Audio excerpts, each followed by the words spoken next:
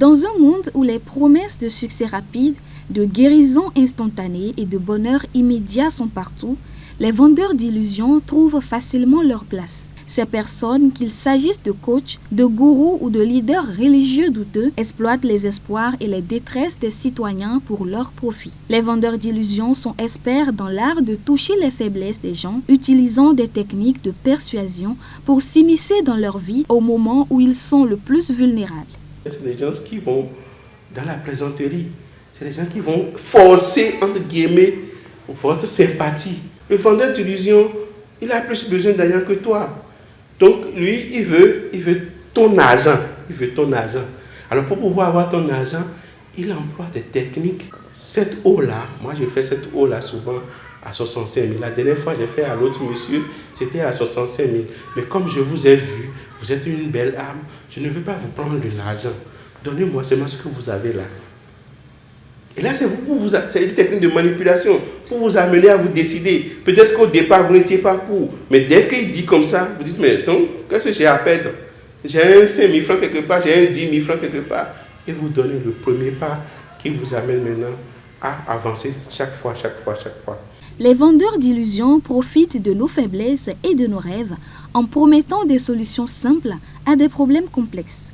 Dans une société pleine d'incertitudes et d'inégalités, beaucoup cherchent des solutions rapides et miraculeuses. Les problèmes familiaux, c'est un des facteurs importants. Des gens qui ont des soucis, des jeunes qui n'ont pas d'emploi, les femmes qui cherchent un mari, les femmes qui cherchent des enfants.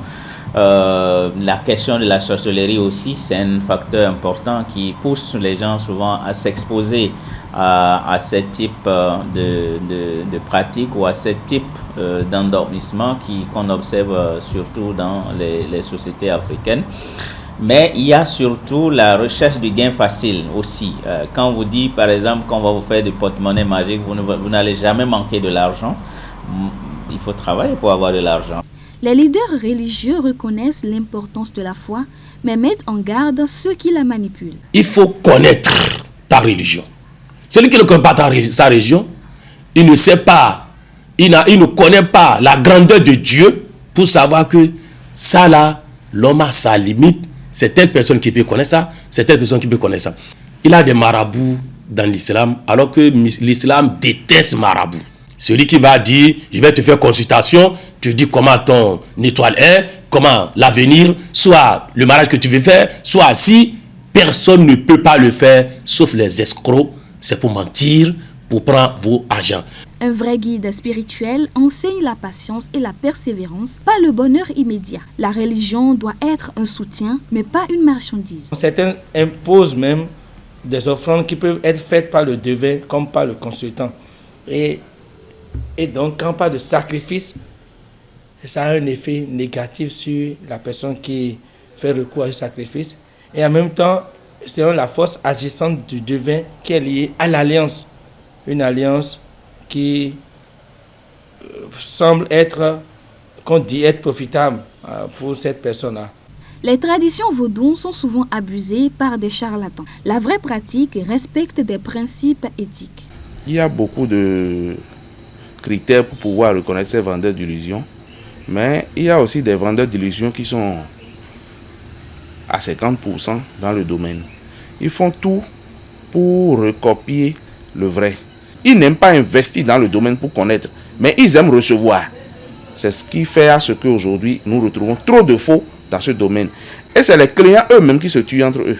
Parce qu'on sait que celui-là, il maîtrise. Mais on sait que l'autre, il y a même des clients qui savent pertinemment que l'autre ne maîtrise pas. Et parce qu'il veut en faire une profession et rentrer dedans nouvellement, on fait tout possible pour pouvoir lui envoyer les clients. Non. Les réseaux sociaux montrent aussi un mélange de réserve et de méfiance face à ces vendeurs d'illusions. Les commentaires montrent que la société est bien consciente du phénomène. Les victimes de ces pratiques peuvent subir des dettes, du désespoir et une méfiance généralisée. Elles peuvent être traumatisées, déprimées et perdre confiance en elles et en autrui. Première conséquence, autoculpabilisation. Deuxième conséquence, vous êtes démunis parce qu'on vous dépouille de votre ressource financière. La perte de l'estime de vous-même. Vous n'allez plus reconnaître les gens qui disent vrai.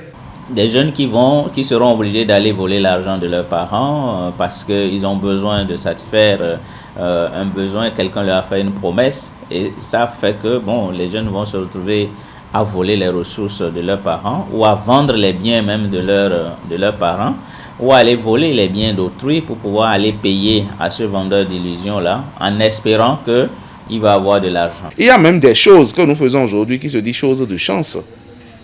Je m'adresse aux jeunes. Et d'ici 5 ans, 6 ans après, ça va te bloquer des chemins de pouvoir même retrouver quelqu'un pour pouvoir fonder un foyer avec toi. Comment éviter donc d'être victime de ces manigances? Travaillez votre confiance en vous-même. Travaillez votre confiance en vous-même et soyez debout. Vigilance et prudence pour ne pas tomber dans les pièges des illusions. Et pour y arriver, gardez ferme à cœur que Dieu peut tout. Rien ne lui est impossible. Malgré tout, l'éducation et la sensibilisation sont les meilleures armes contre ces vendeurs d'illusions. En comprenant leur stratégie et en se méfiant des promesses trop belles pour être vraies, nous pouvons protéger nos rêves et nos aspirations de ces vendeurs d'illusions.